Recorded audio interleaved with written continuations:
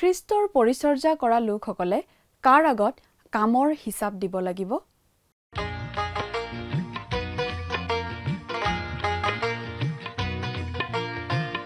আজিৰে পবিত্ৰ ক্ষণতে উজলি উঠা।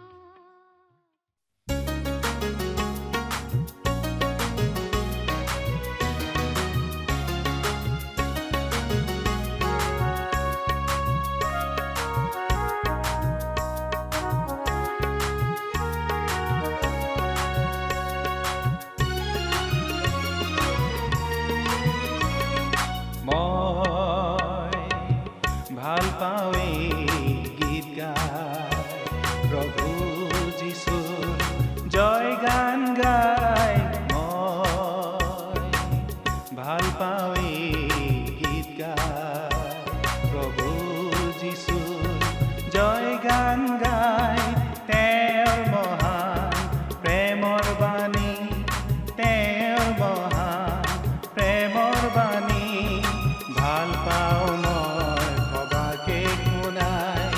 ভাল পাওঁ মই সবাকে শুনাই।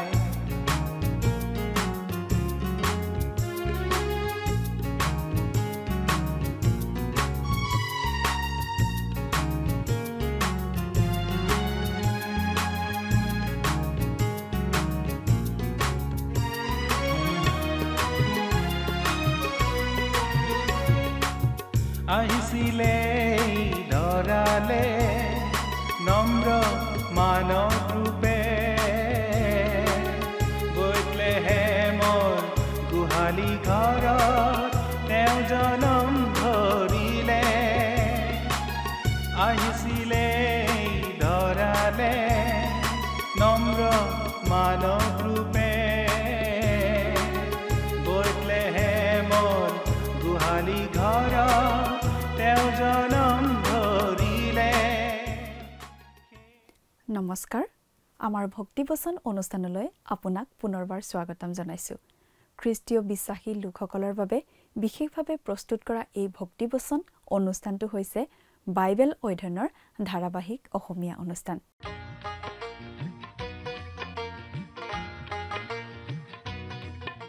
প্ৰিয় দৰ্শক, আপুনি যদি আমাৰ এই অনুষ্ঠানটো নিয়মিতভাৱে শুনি আছে তেনেহ'লে আপুনি নিশ্চয় জানে যে আমাৰ আগৰটো অনুষ্ঠানত বাইবেলৰ নতুন নিয়ম খণ্ডৰ পিতৰৰ প্ৰথম পত্ৰ বা চমুকৈ প্ৰথম পিতৰ নামৰ পুস্তকখনৰ 4 নম্বৰ অধ্যায়ৰ 12 নম্বৰ পদৰ পৰা 19 নম্বৰ পদলৈকে পঢ়ি তাৰ ভিত্তিত আগবঢ়োৱা আলোচনা শুনিবলৈ পাইছিলোঁ। আজিৰ অনুষ্ঠানত আমি এই প্ৰথম পিতৰ পুস্তকৰ 5 নম্বৰ অধ্যায়ৰ 1 নম্বৰ পদৰ পৰা 4 নম্বৰ পদলৈকে পঢ়ি তাৰ ভিত্তিত আগবঢ়োৱা আলোচনা শুনিবলৈ পাম। যেতিয়া আমাৰ জীৱনলৈ অহা দুখ যন্ত্ৰণা পৰীক্ষা যিয়েই নহওক কিয়, এটা কথা আমি জনা উচিত, সেই সমস্যাটো একো আচহুৱা কথা নহয়, নতুন কথা নহয়।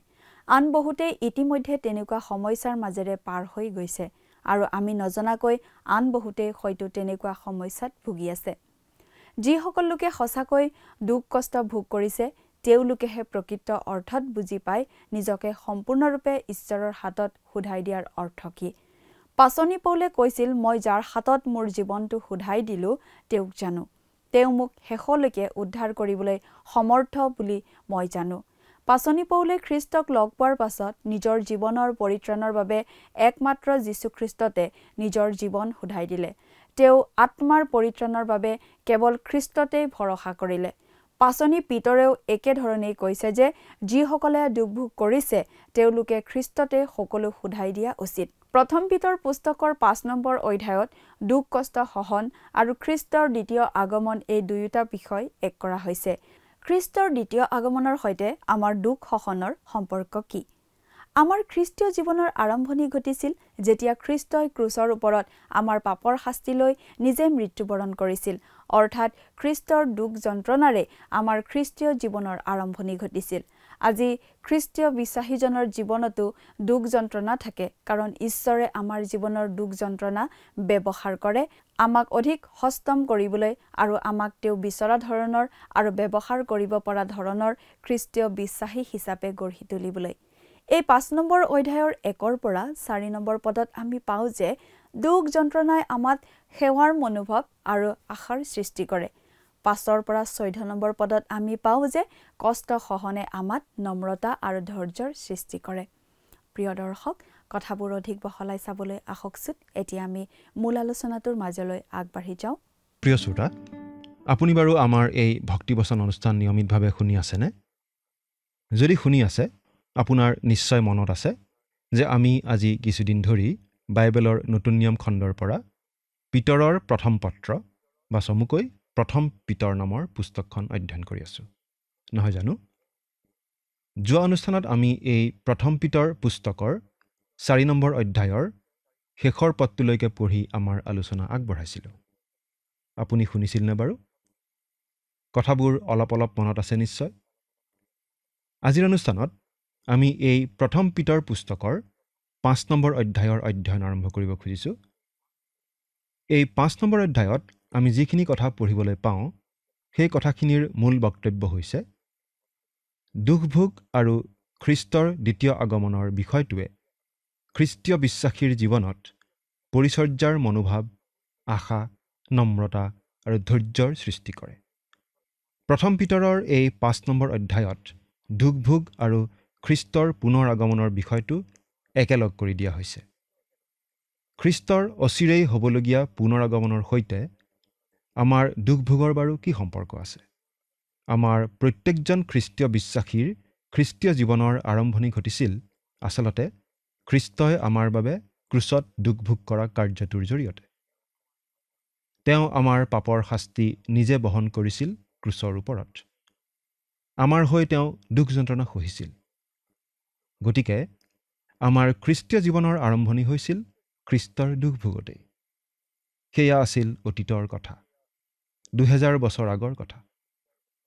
আজিও খ্ৰীষ্টীয় বিশ্বাসীৰ জীৱনতো নানা ধৰণৰ দুখভোগ থাকে, কাৰণ ঈশ্বৰে আমাৰ জীৱনলৈ দুখ যন্ত্ৰণা আহিবলৈ দি আমাক অধিক সচেতন কৰিব খোজে, আমাক তেওঁৰ মনৰ মতন খ্ৰীষ্টীয় বিশ্বাসী কৰি তুলিব খোজে, যাতে আমাক তেওঁৰ কামত ব্যৱহাৰ কৰিব পাৰে। এই 5 নম্বৰ অধ্যায়টো আমি দুটা প্ৰধান ভাগত ভগাব পাৰোঁ। 1 পৰা 4 নম্বৰ পদলৈ আমি এটা কথা বুজি পাওঁ যে দুখভোগে আমাৰ জীৱনত সেৱাৰ মনোবৃত্তি আৰু আশাৰ জন্ম দিয়ে। আৰু 5 পৰা 14 নম্বৰ পদলৈ আমি পাওঁ যে দুখভোগে আমাৰ জীৱনত নম্ৰতা আৰু ধৈৰ্যৰ জন্ম দিয়ে। গতিকে আমি দেখিবলৈ পাওঁ অতীতত খ্ৰীষ্টই কৰা দুখভোগ আৰু বৰ্তমান কালত খ্ৰীষ্টীয় বিশ্বাসীসকলে কৰা দুখভোগৰ কথা। আৰু ভৱিষ্যতত আমাৰ আগত আছে প্ৰভু যীশুখ্ৰীষ্টৰ দ্বিতীয় আগমনৰ আশা। প্ৰতিজন খ্ৰীষ্টীয় বিশ্বাসীয়েই ভৱিষ্যতৰ পৰিকল্পনা, ভৱিষ্যতৰ আঁচনিৰ কথা মনলৈ আনোতে খ্ৰীষ্টৰ অচিৰেই হ'বলগীয়া দ্বিতীয় আগমনৰ কথাটো মনত ৰখা উচিত। আমাৰ প্ৰত্যেকৰে জীৱনৰ এটা লক্ষ্য, এটা পৰিকল্পনা থকা উচিত বুলি আমাক প্ৰায়েই কোৱা হয়। প্ৰিয় শ্ৰোতা, খ্ৰীষ্ট যে আকৌ আহি আমাক অৰ্থাৎ খ্ৰীষ্টীয় বিশ্বাসীসকলক এই পৃথিৱীৰ পৰা উঠাই লৈ যাব আৰু আমাক লগত লৈ এই পৃথিৱীলৈ ৰজাস্বৰূপে আহিব তেওঁৰ ন্যায় শাসন প্ৰতিষ্ঠা কৰিবলৈ, সেই কথাটো বাৰু আপুনি সদায় মনত ৰাখিছেনে? আপোনাৰ ভৱিষ্যতৰ আঁচনিত সেই বিষয়টোৱে স্থান পাইছেনে? নে এই বিষয়টো আপুনি চিন্তাই নকৰে আৰু এই বিষয়ে আপুনি নিশ্চিত নহয়? প্ৰভু যীশুৰ দ্বিতীয় আগমনৰ বিষয়টো এটা তত্ত্বমাত্ৰ বুলি ভাবিলে ভুল কৰা হ'ব। এইটো আমাৰ জীৱনত ওতঃপ্ৰোতভাৱে জড়িত হৈ পৰিবলগীয়া কথা। খ্ৰীষ্টৰ পুনৰ আগমনৰ নিশ্চিত আশাই আমাক আমাৰ দুখভোগৰ সময়ত যিদৰে উৎসাহ উদ্দীপনা যোগাব পাৰে, আন একো বিষয়েই নোৱাৰে। এদিন আমি তেওঁক মুখামুখিকৈ লগ পাম, তেওঁৰ উপস্থিতিলৈ আমাক লৈ যোৱা হ'ব। সেই দিনটো যে কিমান সুন্দৰ, কিমান আশীৰ্বাদৰ দিন হ'ব। আৰু আমাৰ বৰ্তমান জীৱনৰ দুখভোগবোৰ যে সেই গৌৰৱময় আশাৰ সৈতে জড়িত, সেই কথাটো আমাক পাচনি পিতৰে বুজাই দিছে তেওঁৰ এই পত্ৰখনৰ যোগেদি। এতিয়া বাইবেলৰ পৰা পাঠ কৰি দিব খুজিছোঁ, অনুগ্ৰহ কৰি মন দি শুনিব দেই। প্ৰথম পিতৰ 5 নম্বৰ অধ্যায় প্ৰথম পদটো পাঠ কৰিম। ইয়াত এনেদৰে লিখা আছে, এতেকে খ্ৰীষ্টৰ দুখভোগৰ সাক্ষী আৰু প্ৰকাশিত হ'বলৈ উদ্যত হোৱা ঐশ্বৰ্যৰ সহভাগী যি ময়ো লগৰ এজন বৃদ্ধ লোক হৈ তোমালোকৰ মাজৰ বৃদ্ধ লোকক এই মিনতি কৰিছোঁ। প্ৰথমতেই পিতৰে নিজৰ পদবীৰ কথাটো প্ৰকাশ কৰিছে, কিন্তু তেওঁ নিজকে ইয়াত এজন পাচনি বুলি জোৰ দি কোৱা নাই। তেওঁ নিজকে এজন বৃদ্ধ লোক বুলিহে কৈছে। ময়ো লগৰ এজন বৃদ্ধ লোক হৈ এই বুলি কোৱাৰ দ্বাৰা তেওঁ এই কথাটো জনাই দিছে যে আন লোক কিছুমানো আছিল যিসকলো বৃদ্ধ লোক আছিল। ইয়াত ব্যৱহাৰ কৰা মূল গ্ৰীক শব্দটো হৈছে প্ৰেছবিউটাৰছ, আৰু এই শব্দটো কোনো বয়সীয়া আৰু বৃদ্ধ লোকক বুজাবলৈ প্ৰায়েই ব্যৱহাৰ কৰা হৈছিল। যিটো গ্ৰীক শব্দৰ ইংৰাজী প্ৰতিশব্দ বিশ্বপ, এই গ্ৰীক শব্দটো হৈছে এপিস্কপছ, আৰু ই মানুহজনৰ পদবীটোকহে বুজায়, মানুহজনক নুবুজায়। এইটো হৈছে মেৰৰ প্ৰতিপালন কৰা আত্মিক পদবী। মেৰৰখীয়া বুজাবলৈও একেই শব্দ ব্যৱহাৰ কৰা হৈছে। পিতৰে নিজকো আচলতে এই বুলিয়েই ক'বলৈ ভাল পাইছিল, বৃদ্ধ লোকসকলৰ মাজৰ এজন বুলি। তেওঁ খ্ৰীষ্টীয় বিশ্বাসী ভাইসকলৰ মাজত নিজকে বৰ বুলি দাবী কৰি ফুৰা নাছিল, কিন্তু এজন বৃদ্ধ লোক হিচাপে তেওঁ তেওঁলোকক উদগনি বাণী, অনুযোগৰ বাণী শুনাইছিল। খ্ৰীষ্টৰ দুখভোগৰ সাক্ষী। পিতৰে এই বিশেষ সুবিধাটো পাইছিল কাৰণ প্ৰভু যীশুৰ দুখভোগ তেওঁ নিজ চকুৰে চাবলৈ পাইছিল। আৰু প্ৰকাশিত হ'বলৈ উদ্যত হোৱা ঐশ্বৰ্যৰ সহভাগী যি সেই ঐশ্বৰ্য, সেই মহিমা পিতৰে অতীতত দেখি আহিছে। এই কথাটো তেওঁ দ্বিতীয় পিতৰ পুস্তকত প্ৰকাশ কৰিছে। আৰু প্ৰভু যীশুৱে যে পৰ্বতৰ ওপৰত অন্য ৰূপ ধৰিছিল, সেই স্বৰ্গীয় মহিমাময় ৰূপ পিতৰে নিজ চকুৰে দেখিছিল, সেই কথাটোকে তেওঁ বুজাইছে। প্ৰভু যীশুক ক্ৰুচত মৃত্যুবৰণ কৰাও তেওঁ দেখা পাইছিল, আৰু তাৰ আগতে প্ৰভু যীশুৱে পৰ্বতৰ ওপৰত ঐশ্বৰিক মহিমাময় ৰূপ ধাৰণ কৰাও তেওঁ নিজ চকুৰে দেখিছিল। সেই পৰ্বতখন হয়তো উত্তৰে থকা কোনো এখন পৰ্বত আছিল, কিন্তু পৰ্বতখন কি আছিল সেইটো আমাৰ বাবে গুৰুত্বপূৰ্ণ কথা নহয়। সেই পৰ্বতৰ ওপৰত কি ঘটিছিল সেইটোহে গুৰুত্বপূৰ্ণ কথা। সেই স্বৰ্গীয় ঘটনা পিতৰ সাক্ষী আছিল, কিন্তু ভৱিষ্যতে তাতকৈও ঐশ্বৰ্যময় অৱস্থা এটা আহি আছে। সেই ঐশ্বৰ্য হৈছে প্ৰভু যীশুৰ প্ৰকাশিত হ'বলৈ উদ্যত হোৱা ঐশ্বৰ্য। সেই কথা পিতৰে নিশ্চিতভাৱে জানিছিল, আৰু সেই সকলো কথা তেওঁ দৃঢ়ভাৱে জনা বাবেই এই কথাবোৰ ক'ব পাৰিছিল। এতিয়া 2 নম্বৰ পদটো পাঠ কৰি দিছোঁ। ইয়াত লিখা আছে, তোমালোকৰ লগত ঈশ্বৰৰ যি জাক আছে তাক প্ৰতিপালন কৰা, আৱশ্যকতাৰ কাৰণে নহয়, কিন্তু ইচ্ছাৰে, ঈশ্বৰৰ দৰে, কুৎসিত লাভৰ অৰ্থেও নহয়, কিন্তু সন্তুষ্ট মনেৰে। পিতৰে ইয়াত এই কথাটো জনাই দিছে যে বৃদ্ধ লোকসকলৰ প্ৰধান দায়িত্ব হৈছে মণ্ডলীৰ লোকবিলাক, অৰ্থাৎ খ্ৰীষ্টীয় বিশ্বাসীসকলৰ প্ৰতিপালন কৰা, মেৰৰখীয়াৰ কাম কৰা।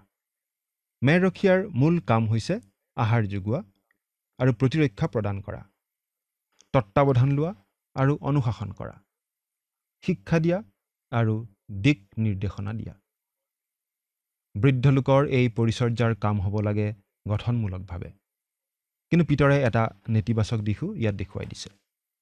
প্ৰথমতে পিতৰে এই কথা কৈছে যে বৃদ্ধ লোকসকলে পৰিচৰ্যা কৰিব লাগে উচিত উদ্দেশ্যেৰে, উচিত লক্ষ্য আগত ৰাখি, উচিত মনোভাৱেৰে। তেওঁলোকে কামটো কৰা উচিত বাবেই বাধ্য হৈ কৰা উচিত নহয়, বা দায়বদ্ধতাৰ বাবে কৰা উচিত নহয়, কিন্তু তেওঁলোকে সেই পৰিচৰ্যাৰ কাম কৰিবলৈ স্ব ইচ্ছাই আগবাঢ়ি অহা বাবেহে কৰা উচিত। তেওঁ কৈছে, তোমালোকৰ লগত ঈশ্বৰৰ যি জাক আছে তাক প্ৰতিপালন কৰা, আৱশ্যকতাৰ কাৰণে নহয়, কিন্তু ইচ্ছাৰে, ঈশ্বৰৰ ইচ্ছাৰে। এই কাম কৰিব লাগে ইচ্ছাৰে। আমি এনেদৰে ক'ব নালাগে, এই কামটো কৰিবলৈ যদি আপোনালোকে আন কোনো মানুহ বিচাৰি নাপালে তেনেহ'লে বাৰু ময়েই কৰিম, উপায়টো নাই। প্ৰিয় শ্ৰোতা, এনেকুৱা ভাৱেৰে আমি পৰিচৰ্যা কৰা উচিত নহয়, কাৰণ ঈশ্বৰৰ সেৱা কৰাৰ এইটো গ্ৰহণযোগ্য কাৰণ হ'ব নোৱাৰে। যদিহে আমি বাধ্য হৈ ঈশ্বৰৰ সেৱা কৰোঁ, তেন্তে তেনে সেৱাৰ কোনো মূল্য নাই। কুৎসিত লাভৰ অৰ্থেও নহয়, কিন্তু সন্তুষ্ট মনেৰে। পিতৰে এই কথাটো স্পষ্ট কৰি দিছে যে ঈশ্বৰৰ সেৱা কৰিবলৈ আমাৰ উচিত কাৰণ, উচিত মনোভাৱ থাকিলেই নহ'ব। সেই সেৱা কৰাৰ উদ্দেশ্যও সৎ হ'ব লাগিব। কোনো জাগতিক বা আৰ্থিক লাভৰ কথা ভাবি নহয়, কিন্তু সেই পৰিচৰ্যা কৰি সন্তুষ্টি লাভ কৰাৰ বাবেই সেই পৰিচৰ্যা কৰিব লাগিব। কোনো এটা কাম কৰি কিবা লাভ হোৱাৰ কাৰণে নহয়, কিন্তু কামটো কৰি ভাল পোৱা কাৰণেই আমি কামটো কৰিব লাগিব। প্ৰিয় শ্ৰোতা, আপুনি বাৰু কেতিয়াবা অফিচ কাছাৰীলৈ যোৱা মানুহবোৰ ভালদৰে মন কৰিছেনে? মন কৰিলে আমি দেখা পাওঁ বেছিভাগ মানুহেই বাধ্য হৈহে, চাকৰিৰ খাতিৰতহে, জীৱিকাৰ তাৰণতহে কামলৈ যায়। কাম কৰি ভাল পায় বাবেনো কেইজন লোক অফিচলৈ যায়? নিজৰ চাকৰিটো ভাল বুলিনো কেইজন লোকে কোৱা শুনিছে? আৰু দিনৰ দিনটো দোকানত বহি বুন্দাপৰ দি থকা ব্যৱসায়ীসকলক সুধি চাবচোন, তেওঁলোকে জানো কামটো উপভোগ কৰে? কিন্তু জীৱিকা উপাৰ্জনৰ বাবে কিবা এটাটো কৰি খাবই লাগিব। সেইবাবেই বেছিভাগ লোকে বাধ্য হৈ কাম কৰে। বহু সময়ত বেয়া পোৱা কামটো কৰিব লগা হয়, যেনে ধৰক উৎকট গৰমত ৰ'দত ৰিক্সা চলোৱা লোকজনৰ কথাটো। কিন্তু আমি যদি প্ৰভু যীশুৰ পৰিচৰ্যাৰ কামত লাগি থাকোঁ, আমি সেই কাম বাধ্য হৈ নহয়, কিন্তু মনৰ আনন্দত সন্তুষ্টিৰ ভাৱেৰে কৰিব পাৰোঁ। কাৰণ প্ৰভুৰ পৰিচৰ্যা আমি ভাল পাওঁ বাবেই কৰিব পাৰোঁ। কোনো আৰ্থিক লাভৰ বাবে নহয়, কিন্তু সন্তুষ্টিৰ ভাৱেৰে কৰিব পাৰোঁ। আপোনালোকৰ আগত কথা কৈ থকা এই অধমেও ক'ব পাৰোঁ যে প্ৰভুৰ বাক্য বিলাই এই অধমেও ভাল পাওঁ। আৰু পাচনি পিতৰে কৈছে, আমি ভাল পাওঁ বাবেহে প্ৰভু যীশুৰ পৰিচৰ্যাত লাগি থকা উচিত। 3 নম্বৰ পদটো পঢ়ি দিছোঁ। আৰু তোমালোকৰ নিৰূপিত অধিকাৰৰ ওপৰত প্ৰভুত্ব নকৰি জাকৰ আৰ্হি হৈ তাৰ তত্বাৱধান কৰা। অৰ্থাৎ বৃদ্ধ লোকসকলে তেওঁলোকৰ পৰিচৰ্যা কৰা উচিত উপযুক্ত ব্যৱহাৰেৰে, আনক খেদি ঠেলি নহয়, কিন্তু নিজে নেতৃত্ব দি আগভাগ গ্ৰহণ কৰি আনৰ ওপৰত নেতাগিৰি খটুৱাই নহয়, কিন্তু নিজে আদৰ্শ দেখুৱায়। অৰ্থাৎ প্ৰভুৰ পৰিচৰ্যা এনেকুৱা এটা কাম, যি কামত বৃদ্ধ লোকজন আন লোকসকলৰ বাবে আৰ্হিস্বৰূপ হ'ব লাগে। যিটো কাম আমি নিজেই নকৰোঁ, সেই কাম বাৰু আমি আনক কৰিবলৈ পৰামৰ্শ দিয়াৰ কিবা অৰ্থ আছেনে? সমাজৰ আগত আমি তেনেকুৱা শিক্ষাই দিয়া উচিত, যি শিক্ষা আমিও আমাৰ জীৱনত মানি চলোঁ। এই কথাটো প্ৰতিজন লোকেই মনত ৰখা উচিত। 4 নম্বৰ পদটো পঢ়ি দিছোঁ। তাতে প্ৰধান ৰক্ষক প্ৰকাশিত হোৱা কালত তোমালোকে ঐশ্বৰ্যৰূপ অম্লান কিৰীটি পাবা। মণ্ডলীৰ বৃদ্ধ লোকসকলে যেতিয়া খ্ৰীষ্টৰ পৰিচৰ্যাৰ কাম কৰাত লাগি থাকে, তেওঁলোক এই কথাটোৰ প্ৰতি সজাগ হৈ থকাৰ খুব প্ৰয়োজন যে তেওঁলোকে আচলতে প্ৰধান মেৰৰখীয়াজনৰ অৰ্থাৎ খ্ৰীষ্ট যীশুৰহে সেৱা কৰিছে। তেওঁলোকে এই কথাটো কেতিয়াও পাহৰি যাব নালাগে যে তেওঁলোকে কৰা কামৰ বাবে তেওঁলোকে এদিন প্ৰধান মেৰৰখীয়া অৰ্থাৎ যীশুখ্ৰীষ্টৰ আগত জবাবদিহি দিব লাগিব। তেওঁলোকে কৰা সকলো কামৰ হিচাপ দিব লাগিব। আৰু সেই প্ৰধান মেৰৰখীয়া প্ৰভু যীশুখ্ৰীষ্টই তেওঁলোকৰ সেই সকলো কামৰ বাবে তেওঁলোকক এনেধৰণৰ পুৰস্কাৰেৰে পুৰস্কৃত কৰিব, যি পুৰস্কাৰ চিৰস্থায়ী। প্ৰিয় শ্ৰোতা, আমি যদি প্ৰভু যীশুৰ পৰিচৰ্যাৰ কাম কৰি আছোঁ, তেনেহ'লে আমি এনেই পৰিচৰ্যা কৰি থকা বুলি ভাবিব নালাগে। আমি এনেই পৰিচৰ্যা কৰি থকা নাই। আমি উদ্দেশ্যবিহীন, লক্ষ্যবিহীনভাৱে পৰিচৰ্যা কৰি থকা নাই। পাচনি পৌলে এই কথাটো আমাক স্পষ্টভাৱে জনাই দিছে যে খ্ৰীষ্টীয় বিশ্বাসীসকলে আচলতে এনেই বিনামূল্যে খ্ৰীষ্টৰ পৰিচৰ্যা কৰিব লগা নহয়। আমি প্ৰভু যীশুৰ হকে কাম কৰিব লাগে, আৰু এদিন তেওঁ আমাক পুৰস্কাৰ দিব বুলি আমি আশা কৰিব পাৰোঁ। তেওঁ পুৰস্কাৰ নিশ্চয় দিব। ঈশ্বৰে কাৰো ধাৰ নাখায়। আমি তেওঁক কিবা দিলে তেওঁ আমাক তাতোকৈ বহু বেছি দিয়ে। আমি যদি তেওঁৰ পৰিচৰ্যাৰ কাম কৰি আছোঁ, তেওঁ আমাক এদিন অনন্তকলীয়া পুৰস্কাৰ দিবই। এই কথাটো প্ৰতিজন খ্ৰীষ্টীয় পৰিচৰ্যাকাৰীয়ে মনত ৰাখি কাম কৰি যোৱাৰ প্ৰেৰণা পাব পাৰে। তাতে প্ৰধান ৰক্ষক প্ৰকাশিত হোৱা কালত, প্ৰধান ৰক্ষক মানে প্ৰভু যীশুখ্ৰীষ্ট। বৃদ্ধসকলৰ দায়িত্ব মণ্ডলীৰ লোকসকলক প্ৰতিপালন কৰা। অৰ্থাৎ বৃদ্ধসকল একোজন ৰক্ষক, মেৰৰখীয়া। কিন্তু প্ৰভু যীশুখ্ৰীষ্ট হৈছে প্ৰধান ৰক্ষক, প্ৰধান মেৰৰখীয়া। তেওঁ সকলোৰে ওপৰত। প্ৰভু যীশুৱে নিজকে মেৰৰখীয়া বুলি কৈছিল। তেওঁ নিজক সজ মেৰৰখীয়া বুলি কৈছিল, দৰমহা খোৱা মেৰৰখীয়া নহয়। কিন্তু প্ৰভু যীশুৱে নিজৰ বিষয়ে কি বুলি কৈছিল? তেওঁ নিজৰ মেৰবোৰক ভাল পোৱা, নিজৰ মেৰবোৰৰ কাৰণে নিজৰ প্ৰাণ পৰ্যন্ত দিবলৈ সাজু থকা মেৰৰখীয়া বুলিহে কৈছিল। তেওঁ নিজকে তেনেকুৱা এজন ৰখীয়া বুলি কৈছিল। তেওঁ নিজৰ বিষয়ে কি কৈছিল সেই কথা আমি আকৌ এবাৰ মনত পেলাওঁ আহকচোন। তেওঁ কি কৈছিল সেই বিষয়ে আমি বাইবেলত এনেদৰে পঢ়িবলৈ পাওঁ। পাঠ কৰি দিছোঁ। ইয়াত এনেদৰে লিখা আছে, ময়েই মেৰৰ সজ ৰখীয়া। সজ ৰখীয়াই মেৰৰ নিমিত্তে নিজৰ প্ৰাণকো দিয়ে। কিন্তু যিজন ৰখীয়া নহয়, অৰ্থাৎ যাৰ নিজৰ মেৰ নহয়, এনে দৰমহা খুৱাই ৰাং কুকুৰ অহা দেখিলে মেৰবিলাকক এৰি পলাই যায়। তাতে ৰাং কুকুৰে সিহঁতক ধৰি ধৰি ছিন্ন ভিন্ন কৰে, কিয়নো সি দৰমহা খোৱা হৈ মেৰলৈ একো চিন্তা নকৰে। ময়েই মেৰৰ সজ ৰখীয়া। পিতৃয়ে মোক যেনেকৈ জানে আৰু ময়ো পিতৃক জানো, তেনেকৈ মই নিজৰ সকলোকে জানো। মোৰ নিজৰ সকলোৱেও মোক জানে আৰু মেৰৰ নিমিত্তে মোৰ প্ৰাণকো দিওঁ। এয়া আমি পাঠ কৰি দিলোঁ যোহনে লিখা শুভবাৰ্তা 10 নম্বৰ অধ্যায়ৰ 11 নম্বৰ পদৰ পৰা একেবাৰে 15 নম্বৰ পদলৈকে। এয়া প্ৰভু যীশুৱে নিজৰ বিষয়ে কোৱা কথা। অৰ্থাৎ প্ৰভু যীশুৱে এই বুলি কৈছে যে তেওঁ মেৰৰ সজ ৰখীয়া। এইকাৰণেই সজ ৰখীয়া যে তেওঁ মেৰবিলাকক ৰক্ষা কৰিবলৈ, মেৰবিলাকক বিপদৰ পৰা বচাবলৈ, মেৰবিলাকৰ কাৰণে নিজৰ প্ৰাণ পৰ্যন্ত দিবলৈ অনবৰতেই সাজু। আৰু প্ৰভু যীশুৱে এই কথা কেৱল এনেই মুখেৰে কোৱা নাছিল। তেওঁ কাৰ্যৰ যোগেদি তেওঁ যে সঁচাকৈ মেৰৰ সজ ৰখীয়া সেই কথা প্ৰমাণ কৰি থৈ গ'ল। কেনেকৈ বাৰু? প্ৰভু যীশুৱে সঁচাকৈয়ে ক্ৰুচৰ ওপৰত নিজৰ প্ৰাণ দিছিল। কি কাৰণে? তেওঁৰ মেৰ অৰ্থাৎ আমাক, প্ৰতিজন মানুহক তেওঁ শয়তানৰ কবলৰ পৰা মুক্ত কৰিবলৈ, বিপদৰ পৰা বচাবলৈ, নৰকৰ পৰা উদ্ধাৰ কৰিবলৈ ক্ৰুচৰ ওপৰত নিজৰ প্ৰাণ দিছিল। তেওঁ ক্ৰুচৰ ওপৰত নিজৰ অমূল্য তেজ বোৱাইছিল আৰু ক্ৰুচৰ ওপৰত তেওঁ বোৱাই দিয়া সেই পবিত্ৰ তেজেৰে তেওঁ মানৱৰ পাপৰ প্ৰায়চিত্ত কৰিলে। পাপৰ বেজ মৃত্যু আৰু সকলো মানুহেই পাপী, এই বুলি বাইবেলে ঘোষণা কৰিছে।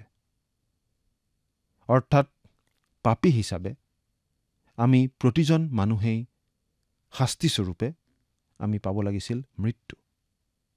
কিন্তু যি শাস্তি পাপী হিচাপে মানৱে পাব লাগিছিল, সেই শাস্তি, সেই মৃত্যু আমাৰ হৈ তেওঁ ক্ৰুচত গ্ৰহণ কৰিলে, যাতে তেওঁক ত্ৰাণকৰ্তা হিচাপে গ্ৰহণ কৰি আমি আমাৰ সকলো পাপৰ শাস্তিৰ পৰা ৰেহাই পাই পৰিত্ৰাণ পাব পাৰোঁ, অনন্ত জীৱন লাভ কৰিব পাৰোঁ। তেওঁ মানৱৰ উদ্ধাৰৰ বাবে আপোন প্ৰাণ দিবলৈকে এই জগতলৈ আহিছিল।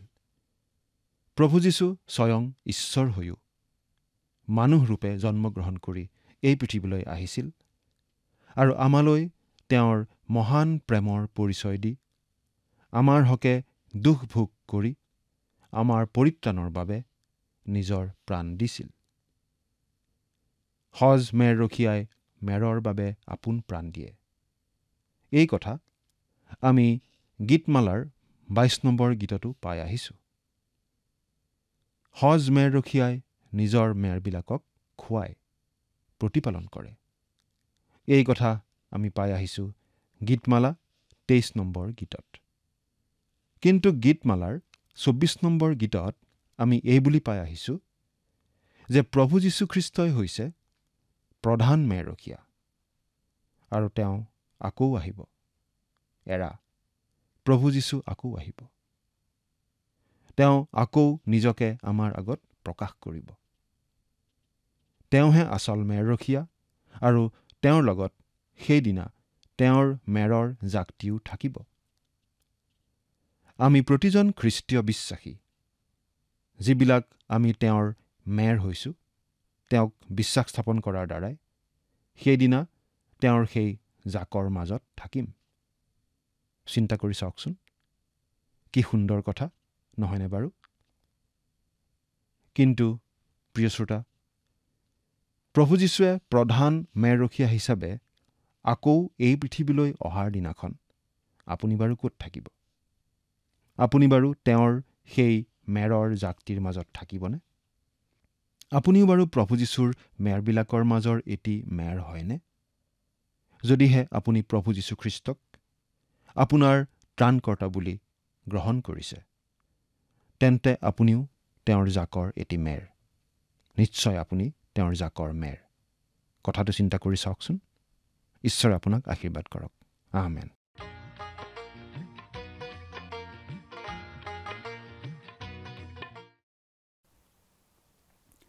খ্ৰীষ্টৰ পৰিচৰ্যা কৰি থকা লোকসকলে সদায় এই কথাটো মনত ৰখা উচিত যে তেওঁলোকে আচলতে মুখ্য পালক বা মেৰৰখীয়াৰ অধীনতহে কাম কৰি আছে আৰু তেওঁৰ আগত এদিন জবাবদিহি হ'ব লাগিব।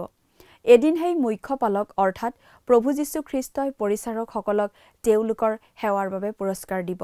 সেই পুৰস্কাৰ হ'ব অনন্তকলীয়া। আমি খ্ৰীষ্টৰ বাবে যি পৰিচৰ্যা কৰি আছো তাৰ বিনিময়ত একো নাপাওঁ বুলি ভাবিব নালাগে। আমি প্ৰভু যীশুৰ সেৱা কৰিব লাগে আৰু এদিন তেওঁৰ পৰা পুৰস্কাৰ পাম বুলি আশা কৰিব লাগে।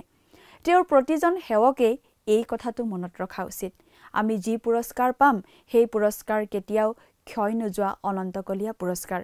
কোনোবা এদিন আমাৰ মুখ্য পালক আহিব আৰু আমি তেওঁৰ আগমনলৈ আশাৰে বাট চাই থকা উচিত। প্ৰিয় দৰ্শক, আজিলৈ আমাৰ অনুষ্ঠানটো ইমানতে সামৰণি মাৰিব খুজিছোঁ। পৰৱৰ্তী অনুষ্ঠানত আপোনালোকক পুনৰ লগ পোৱাৰ আশা ৰাখিছোঁ। সামৰণি মৰাৰ আগতে আহকচোন আমি খন্তেক প্ৰাৰ্থনাত মূৰ দুৱাওঁ। স্বৰ্গত থকা অতি মৰমীয়াল দয়ালু পিতৃ ঈশ্বৰ, প্ৰভু তোমাক ধন্যবাদ দিছোঁ তোমাৰ পবিত্ৰ বাক্য অধ্যয়নৰ সুন্দৰ সময়, সুন্দৰ সুযোগ তুমি প্ৰত্যেককে দান কৰাৰ বাবে। বিশেষকৈ পিতৃ সময়তে প্ৰাৰ্থনা কৰিছোঁ তোমাৰ চৰণত, তোমাৰ যি পবিত্ৰ বাক্য অধ্যয়ন কৰা হ'ল আৰু এই বাক্যৰ যোগেদি প্ৰভু যিমানসকল এই অনুষ্ঠান চাই থকা দৰ্শকসকল আছে তেওঁলোকে যি প্ৰভু আশীৰ্বাদ প্ৰাপ্ত হৈছে বুলি বিশ্বাস কৰোঁ আৰু প্ৰভু যিবোৰ শিকিছে তেওঁলোকে তোমাৰ বাক্যৰ যোগেদি সেই সকলো তেওঁলোকে যাতে মনত ৰাখি সেইমতে যাতে তেওঁলোকে চলিবলৈ পাৰিব আৰু তেওঁলোকে যাতে তোমাৰ গৌৰৱ তোমাৰ প্ৰশংসা কৰিব পাৰিব, তেনে আশীৰ্বাদ প্ৰভু তুমি প্ৰত্যেকৰ জীৱনত দান কৰিবা আৰু তেওঁলোকৰ সকলো প্ৰয়োজনবোৰ প্ৰভু তুমি পূৰণ কৰিবা। এই সকলো যাচনা মহান ত্ৰাণকৰ্তা প্ৰভু যীশুখ্ৰীষ্টৰ নামত অৰ্পণ কৰিছোঁ। আমেন। প্ৰিয় দৰ্শক, যোৱা অনুষ্ঠানৰ প্ৰশ্নটোৰ শুদ্ধ উত্তৰটো হৈছে অপশ্যন বি, পল। আজিৰ অনুষ্ঠানৰ ওপৰত আধাৰিত প্ৰশ্নটো হৈছে পিতৰে প্ৰধান ৰক্ষক বুলি কাক বুজাইছে? অপশ্যন এ পিতৰ, অপশ্যন বি বৃদ্ধ, অপশ্যন চি যীশুখ্ৰীষ্ট, অপশ্যন ডি বিশ্বাসী। দৰ্শক, আজিৰ প্ৰশ্নৰ সঠিক উত্তৰটো অহাকালি সন্ধিয়া 6 বজাৰ আগেয়ে আপোনাৰ নাম আৰু সম্পূৰ্ণ ঠিকনাৰে সৈতে আমালৈ 7429840242 নম্বৰত SMS নাইবা হোৱাটছআপ যোগে প্ৰেৰণ কৰক। প্ৰিয় দৰ্শক, যদি আপোনাৰ এই অনুষ্ঠানটি শুনি ভাল লাগিছে তেনেহ'লে এই নম্বৰত এটি মিছ কল দিয়ক। ইয়াৰ যোগেদি আপুনি পৰৱৰ্তী অনুষ্ঠানত বিজয়ী হ'ব পাৰে।